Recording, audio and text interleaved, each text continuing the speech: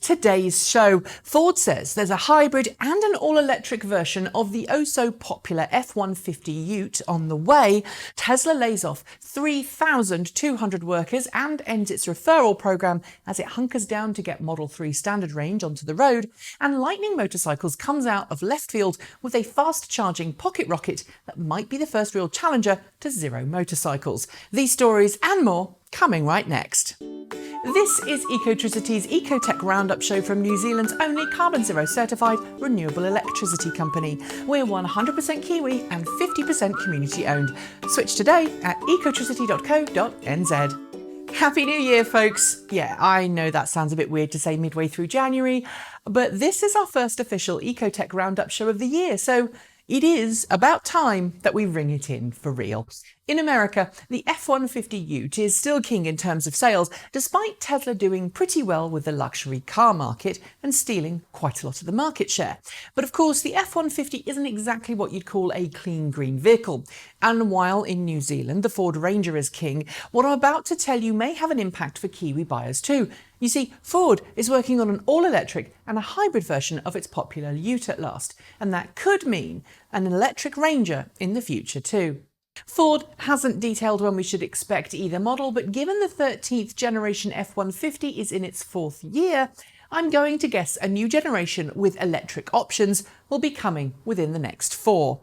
Tesla had a really crazy end to 2018, pushing huge numbers of cars out the door so that customers could take advantage of the outgoing US federal tax credits before they started to roll back for Tesla customers.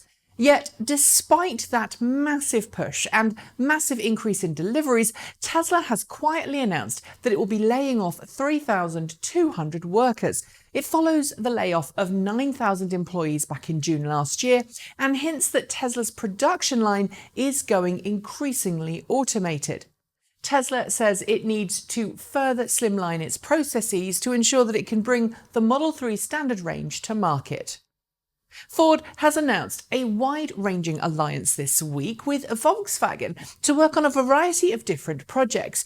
These include Ford designing and building a new pickup truck to be sold under both the Volkswagen and the Ford badges, as well as a new delivery van for Volkswagen.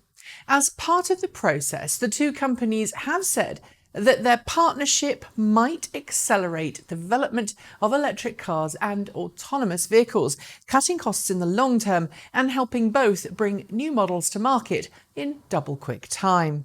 With the Audi e-tron hitting the market this year, Audi's doing absolutely everything it can to make the buying process as simple as possible for those first-time electric car owners.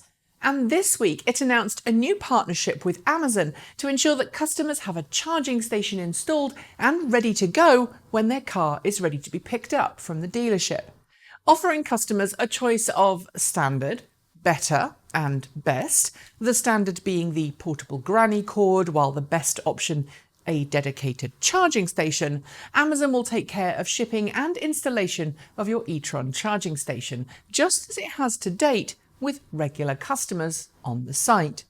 Following the US debut at CES 2019 of its EQC electric SUV, it turns out that Mercedes-Benz is already hard at work readying a second, smaller all-electric SUV for market. According to Autocar, the car in question will be the EQB, an all-electric version of the all-new Mercedes-Benz GLB that is due to get its official unveiling in September at the Frankfurt Motor Show. While Mercedes-Benz hasn't officially told us what we can expect in terms of range, performance or price, it is likely that it will be spec'd with at least 250 miles of range in order to be competitive. When I have more solid information on the car, I will of course share. Tesla has officially announced an end to its referral program for existing owners as of the 1st of February. This, says Elon Musk, is to help Tesla keep costs low as, quote, it's adding too much cost to the cars, especially Model 3. I'm guessing too, as have other outlets, that the high-tier free second-generation Tesla Roadster perk that Tesla was awarding its highest-performing referrers, not to mention all of those discounts off new cars the referral program offered new customers, well, that's probably what really killed the program. Harley-Davidson has been teasing us with its upcoming Livewire electric motorcycle for some time now, and about a week or so ago, about the time we were giving it a look at CES, some of the specs and prices were finally released. At a shade under $30,000 the Livewire won't be cheap, and while it will come with CCS quick charging and a range of around 110 miles, that's 177 kilometres through mixed riding, it's going to be out of the pockets of most customers. Stoplight sprints aren't that exciting either, with a 3.5 second time and a top speed of just 95 miles per hour, that's 152 kph. As more and more electric cars hit the road, we're seeing more and more sales records from Europe, where in the UK, 1 in every 9 minutes, electric cars were registered, making it the 7th consecutive year of growth. Norway celebrated the sale of its 200,000th battery electric car and a now market share of nearly a third, and Spain had its best ever December in terms of electric car sales to date. Finland didn't do too badly either, reaching a total market share of 5% by the end of last year. It's all fantastic news and shows electric cars really are becoming mainstream at last, even though there is still a little bit of work to do. Lightning Motorcycles, which to date has been under the radar for most except the most ardent of two-wheeled fans, has announced official production of the Lightning Strike electric motorcycle, offering a range of 150 miles, that's 240 k's, and a top speed of 150 miles per hour, although not at the same time. The Lightning Strike will retail for just under $13,000 and it will come with DC quick charging as standard. A quick note here, the video is of the LS218 superbike as the Lightning Strike hasn't officially launched, but that's due to happen in March and I hope I'll be there to share more news as I have it. General Motors, or Holden as we know it here in New Zealand, has never replaced a battery pack in any of its plug-in cars. At least that's according to GM CEO Mary Barra, who was speaking at the Automotive News World Congress in Detroit this week. Although the quote that most outlets have used have been that there's never been a battery replaced, I think what's actually meant is that there's never been a battery pack replaced due to capacity loss. While that's a subtly different point, it is a point that's worth mentioning since Nissan has, and Nissan doesn't use active thermal management, which is something that GM does. That seems to be the reason why GM hasn't replaced any packs. And finally, the Tesla Model 3 is impacting sales of the Toyota Prius and the Toyota Prius Prime. At least that's according to Toyota North American CEO Jim Lentz, who said that Toyota is seeing the impact of all those Model 3 sales on its own sales figures.